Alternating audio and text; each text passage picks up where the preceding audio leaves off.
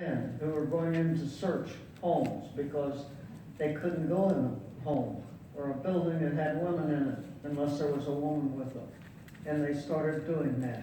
And it was a new thing for women to do. And they have continued to do in Iraq and Afghanistan things that women have not done.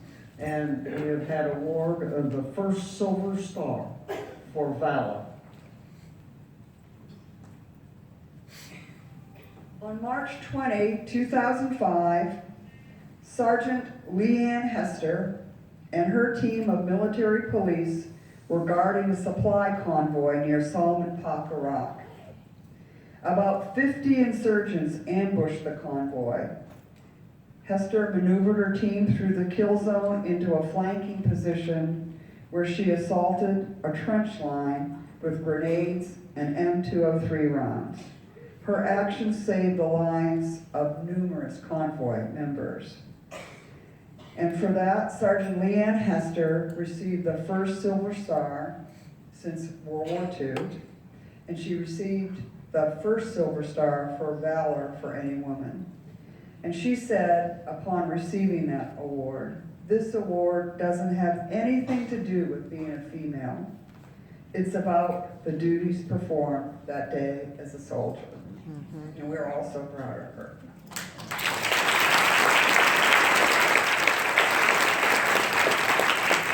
So as we think about Iran and Afghanistan, with respect to women, we have had the most combat casualties we have ever had during a conflict, the most wounded, the most Purple Hearts given, the most specialties in service, the most people suffering from PTSD, and we have had the most books, DVDs, and news articles written and on TV than in any other conflict. So then that all led to the Secretary of Defense deciding that we shouldn't have limits on specialties, saying that women cannot serve in that. So that's been removed. And so we're now confronted with a new day. And as a part of that new day, we had a total of, my last count, there were 3 women who had passed the Ranger course. And that received a lot of publicity.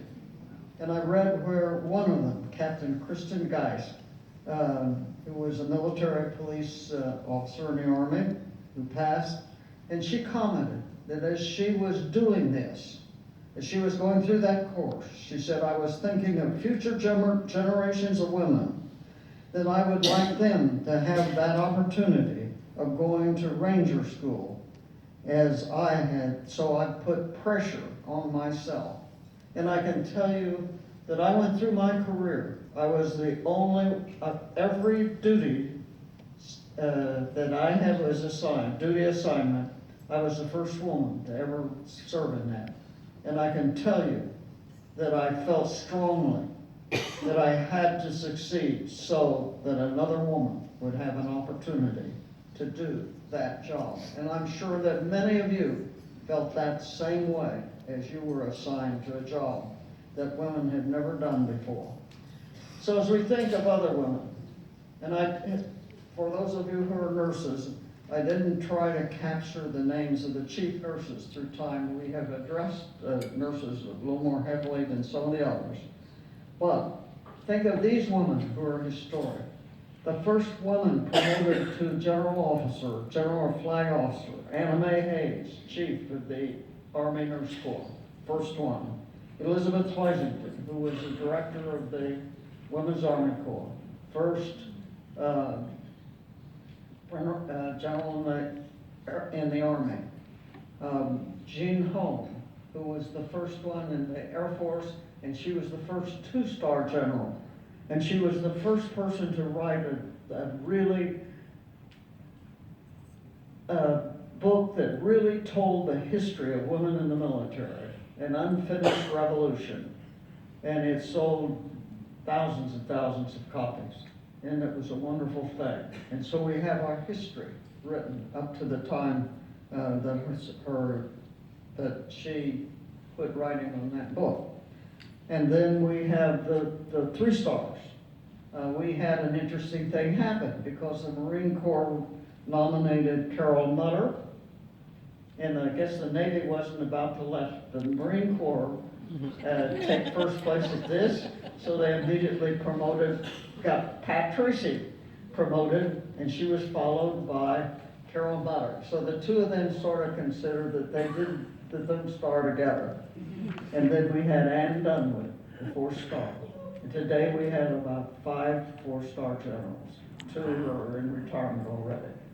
These are women of history, women who stepped out, like Sybil Ludington did.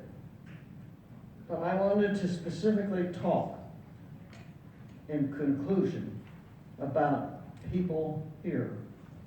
And one of them is Linda Walter, because I remember going with her when she started the organization that brought women who were state women veteran coordinators together.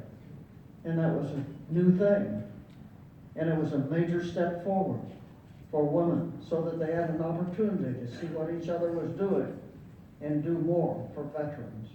That was in addition to getting this program going, as Pam Boston mentioned last night. And Linda has done so many things besides getting me dancing in Indian dances. And you should be very proud of her because she is a Sybil Ludington. And Vicki Jones spoke about this last night. I was going to address it anyway, because there's some small things you can do that are really historic things. And she came to see me about the women in the Guard here in Oklahoma coming to the dedication. And I said, you can come if you march. They were willing to march. They flew in. They went to dedication. They marched in front of those 40,000 people and took their seats that were assigned for them.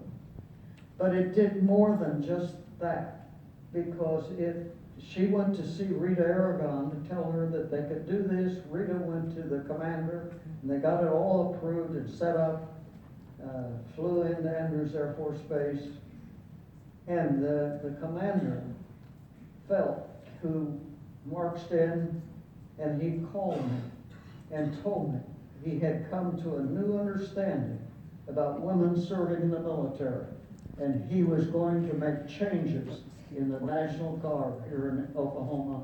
And then one of the things he did was give Rita Aragon the opportunity that she could move forward to colonel, to brigadier general, to 2-star general, major general. And she has been a wonderful person across the country, and you can be proud that you have a Rita Aragon.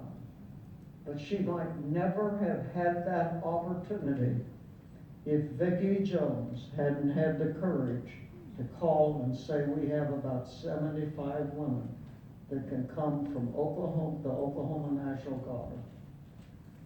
If we can do that, if we can have a place to be. There's many small things that can lead to big things. And last of all, there aren't any real words to cover all that Pam Blaustein does for so many people in so many ways. But the mere fact that she, more than anyone else, keeps this annual reunion going is particularly important. And I am impressed every time I come with the fact that it isn't, when I first came, it was a high proportion of World War II women. Now there are very few World War II women anywhere, including here. And when I look at the number who served more recently, I am really impressed. And this is more true of this place here in Oklahoma than any place else. And we owe that to Pam Blaustein and her helpers.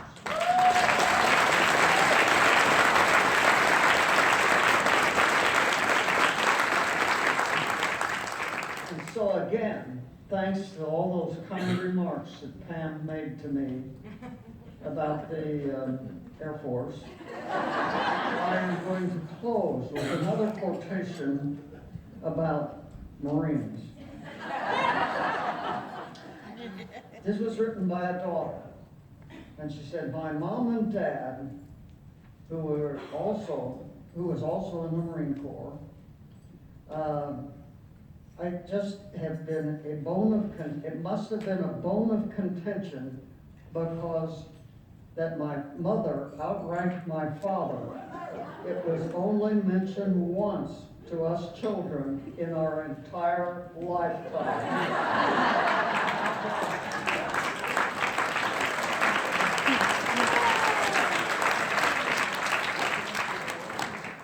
And I thank you for all of the wonderful times that I've been here with you. And God willing, Merle and I will come be with you another year. Thank you very much.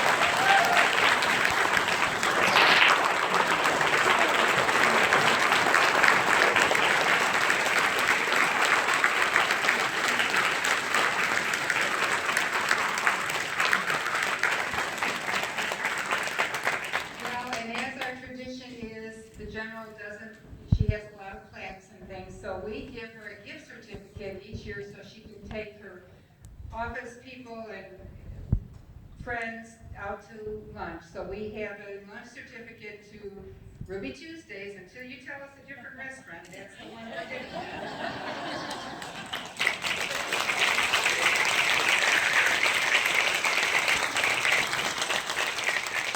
So all I want to hear from all of you people is, I want to hear about more civil Luddingtons. Because women do great things too.